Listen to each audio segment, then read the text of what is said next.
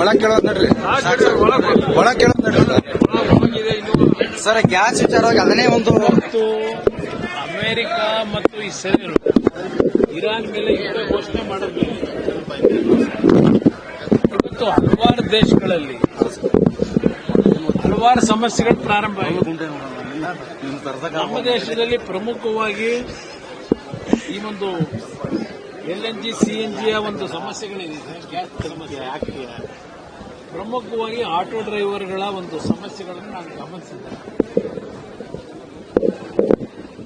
ಇಲ್ಲಿ ಈಗ ಕಾಂಗ್ರೆಸ್ನವರು ಅದೇನೋ ಅಟ್ಯಾಕ್ ಮಾಡ್ತಾರೆ ಬಿಜೆಪಿ ಬಗ್ಗೆ. ಇವರು ಇದ್ದಿದ್ರೆ ಏನ್ ಮಾಡೋರು ಇಂಥ ಸಂದರ್ಭದಲ್ಲಿ? ಸ್ವಲ್ಪ ಹೇಳಿ. ಅದೇ ಜಾಗದಲ್ಲಿ ಇದ್ದಿದ್ರೆ ಇವ್ರೇನ್ ಮಾಡೋರು?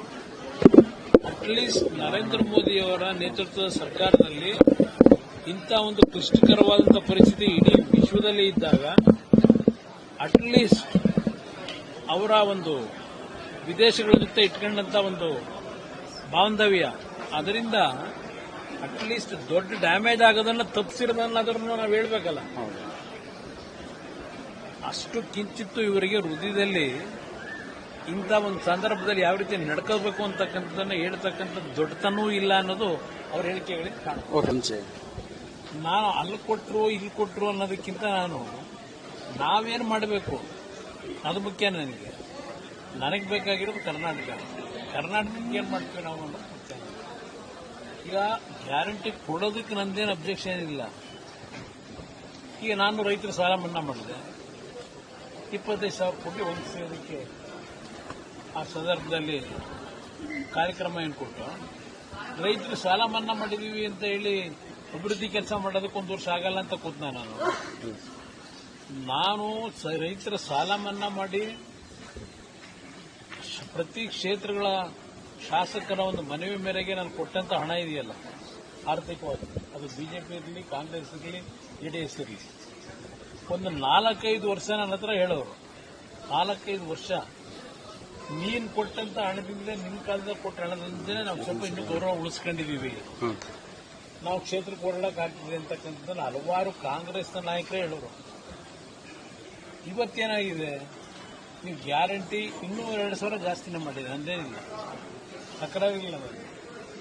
ಬಟ್ ಇಲ್ಲಿ ಅಭಿವೃದ್ಧಿಗೆ ಸಂಬಂಧಪಟ್ಟಾಗ ಈಗ ನೀವೇ ಕೆಲವು ಪತ್ರಿಕೆಯಲ್ಲಿ ಬರೋದ್ರಪ್ಪ, ಸುಮಾರು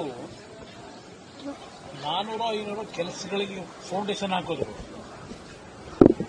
ಈಗ ಕಾಲು ಭಾಗ ಕಟ್ಟಿದ್ದಾರೆ, ಅರ್ಧ ಭಾಗ ಕಟ್ಟಿದ್ದಾರೆ. ಅದು 6-7 ವರ್ಷ ಆಗಿದೆ, ಅದನ್ನು ಕಂಪ್ಲೀಟ್ ಮಾಡಿಲ್ಲ 6-7 ವರ್ಷದಲ್ಲಿ.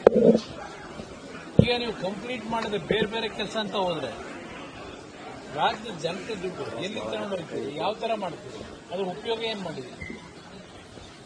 ಮನೆಗಳು ಅಯ್ಯೋ, ಉಪಚುನಾವಣೆ ಹಲವಾರು ಚುನಾವಣೆಗಳು ಫಲಿತಾಂಶಕ್ಕೆ ನೋಡಿದ್ದೀವಿ. ಅಧಿಕಾರ ಇದ್ದಂತ ಸಂದರ್ಭದಲ್ಲಿ ನಡೆದಂತ ಉಪಚುನಾವಣೆಗಳಲ್ಲಿ ಆ ಅಧಿಕಾರ ಇರತಕ್ಕಂಥ ಪಕ್ಷದವರು ಗೆಲ್ಲೋದು ಸರ್ವೇ ಸಾಮಾನ್ಯ. ಈಗ ಉದಾಹರಣೆಗೆ ಈಗ ಬಿಜೆಪಿಗೆ ನಾವು ಅವರು ಹೊಂದಾಣಿಕೆ ಮಾಡ್ಕೊಂಡಿದ್ವಿ. KR ಪೇಟೆ ಉಪಚುನಾವಣೆ ನಡೀತು. KR ಪೇಟೆ ಉಪಚುನಾವಣೆಯಲ್ಲಿ ಬಿಜೆಪಿಗೆ ಇದರಲ್ಲಿ ಗೆಲ್ಲಕ್ಕೆ ಸಾಧ್ಯವೇ ಇಲ್ಲ. ಆ ಕ್ಷೇತ್ರ ಬಿಜೆಪಿ ಅಭ್ಯರ್ಥಿ ಗೆದ್ರು. ಶಿರಾದಲ್ಲಿ ನಿಮ್ಮ ಪಕ್ಕದಲ್ಲೇ ಇಲ್ಲಿ ತುಮಕೂರಲ್ಲಿ ಬಿಜೆಪಿ ಅಭ್ಯರ್ಥಿನೇ ಗೆದ್ರು. ಅವತ್ತು ಬಿಜೆಪಿ ಸರ್ಕಾರ ಇತ್ತು. ಆ ಸೀಟ್ಗಳು ಎಂದೂ ಸಹ ಬಿಜೆಪಿ ಗೆದ್ದಿಲ್ಲ. ನಾನೇನು 2 ಉದಾಹರಣೆ ಕೊಟ್ಟಿದ್ದೀನಿ, ಅದು 2 ಕ್ಷೇತ್ರದಲ್ಲಿ ಬಿಜೆಪಿ ಗೆದ್ದೇ ಇರಲಿಲ್ಲ. ಸಾರ್ವತ್ರಿಕ ಚುನಾವಣೆ ಆಯ್ತು, ಮುಂದೆ 2 ಕ್ಷೇತ್ರ ಗೆದ್ರ.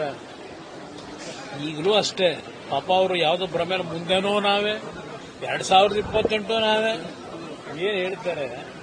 28 ಜನ ಯಾವ ತೀರ್ಮಾನ ಕೊಡ್ತಾರೆ ಅನ್ನೋಂತ ಕಾದು